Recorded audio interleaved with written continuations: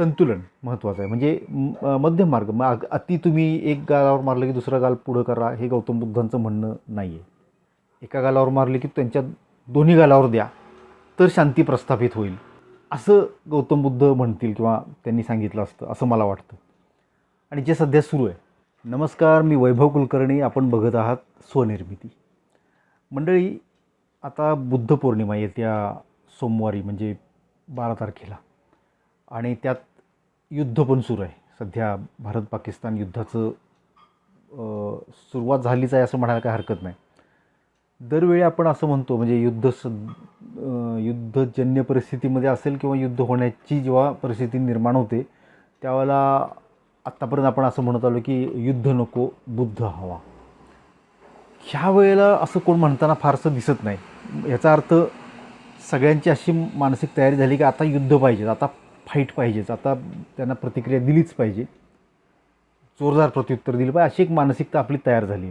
मी Grok हे जे काय AI आहे एलॉन मस्कचं, त्याला प्रश्न विचारले की आत्ता जर गांधीजी असते तर त्यांनी मोदींना काय सल्ला दिला असता पहलगाम हल्ल्यानंतर. दुसरा प्रश्न विचारला की आत्ता सावरकर असते तर त्यांनी मोदींना काय सल्ला दिला असता.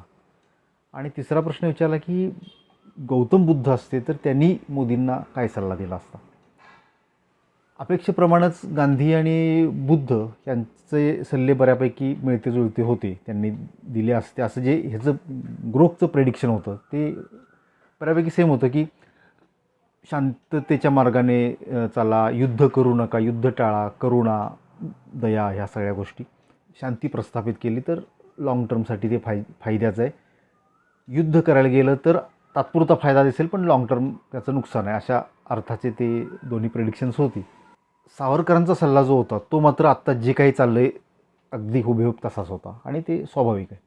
पण गौतम बुद्धांच्या बाबतीत जे काही ग्रोकचं प्रेडिक्शन आहे ते मला फार स्वीकारार्ह वाटलं नाही. माझ्या कल्पनेतले जे गौतम बुद्ध आहेत किंवा त्यांची जी इमेज आहे ती थोडीशी वेगळी आहे. म्हणजे बऱ्याचदा मी गौतम बुद्धांचे शिकवण जी आहे, खास करून मध्यम मार्ग, ही मी फॉलो करतो. खूपदा जेव्हा काही निर्णय घेताना आपल्याला कन्फ्युजन होतं की आता काय करू, कसं जायला पाहिजे पुढं, त्यावेळेला मी गौतम बुद्धांना पाचारण करतो आणि त्यांना विचारतो की ही सिच्युएशन आहे आणि आता मी काय करू. तर ते अर्थात ते म्हणजे माझ्या मनातली जी त्यांची इमेज आहे, जे व्यक्तिमत्व आहे, तर ते काय सांगतील त्याप्रमाणे मी निर्णय घेतो.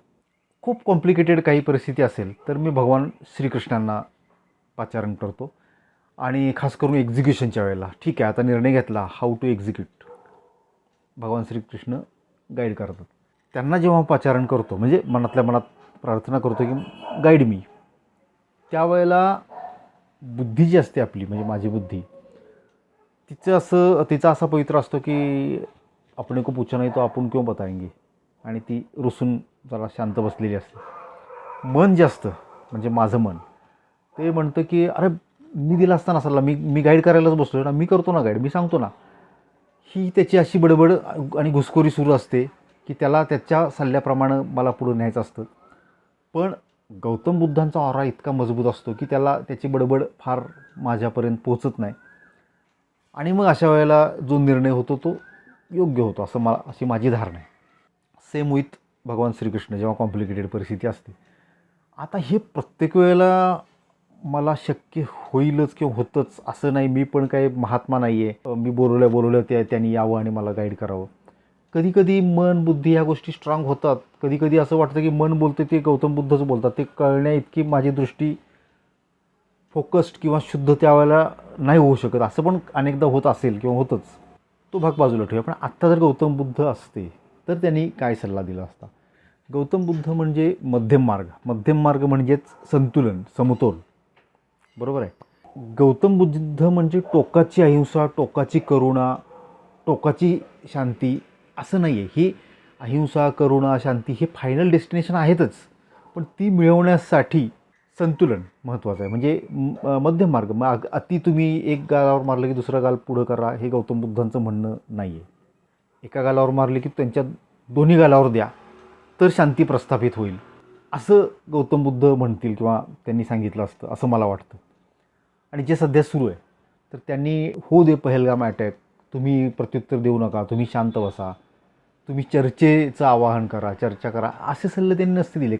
बरं, आणि ठीक आहे, ह्या सगळ्या गोष्टी कोणाच्या बाबतीत आहेत? म्हणजे जेव्हा गौतम बुद्ध म्हणले असतील किंवा महावीर म्हणाले असतील किंवा कोणी, कुणाच्या बाबतीत? माणसांच्या बाबतीत, फार फार तर मुक्या निष्पाप जनावरांच्या बाबतीत. ही माणसंही राहिलेली नाही आहेत आणि ही निष्पाप जनावरं तर नाहीच आहेत की ज्यांच्याबद्दल भूतदया दाखवावी. ही ब्रेन वॉश केलेली, धर्माच्या नावाखाली ब्रेन वॉश केलेली हैवान आहेत ही. तर त्यांना त्यांच्या भाषेतच प्रत्युत्तर दिलं पाहिजे, तेव्हा ते कुठंतरी शांत होतील आणि शांती प्रस्थापित होईल.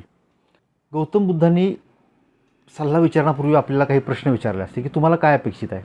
तुमचा स्वार्थ, वैयक्तिक स्वार्थ, राजकीय स्वार्थ, देशाचा स्वार्थ, की आणखी काय? जास्तीत जास्त व्यापक दृष्टिकोन ठेवून काय तुमचा स्वार्थ असू शकतो?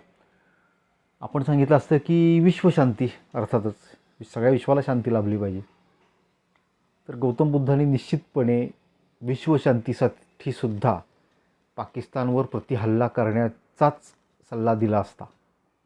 कारण मध्यम मार्ग, घड्याळाचा पेंड्युलम म्हणजे दोलक जर एका बाजूला जात असेल तर तो तितकाच दुसऱ्या बाजूला जाणार आणि जायला पाहिजे नैसर्गिक प्रेरणेनुसार. हे गौतम बुद्धांना मान्य होतं. तर ते असं म्हणणार ना की पेंडुलम येऊ दे इकडं, पण तुम्ही मध्यावरच थांबवा, मध्यम मार्ग म्हणून. असं नाही आहे. तो जेवढा इकडं आला आहे तेवढाच तिकडं जाईल, परत थोडासा इकडं येईल, परत थोडासा तिकडं जाईल आणि मग तो मध्ये येऊन थांबेल. बऱ्याचदा आपण चुकीचं घेतो की कितीही पेंडुलम इकडे येऊ दे, आपल्याला मध्यम मार्ग पाहिजे, पेंडुलम सेंटरला जाऊन थांबला पाहिजे, तो दोलक मध्यावर येऊन थांबला पाहिजे. असा नसतो थांबत. तो उजवीकडे आला तर डावीकडे जाईल, परत उजवीकडे येईल, परत डावीकडे जाईल आणि हळूहळू तो मध्यम स्थितीमध्ये स्थापित होईल. बुद्ध पौर्णिमेनिमित्त गौतम बुद्धाचं स्मरण करून असं मला म्हणावंसं वाटतं की युद्ध पाहिजे कारण बुद्ध पाहिजे. चॅनल सबस्क्राईब करायला विसरू नका जर केलं नसेल तर. व्हिडिओ आवडला असेल तर लाईक करा, शेअर करा. धन्यवाद.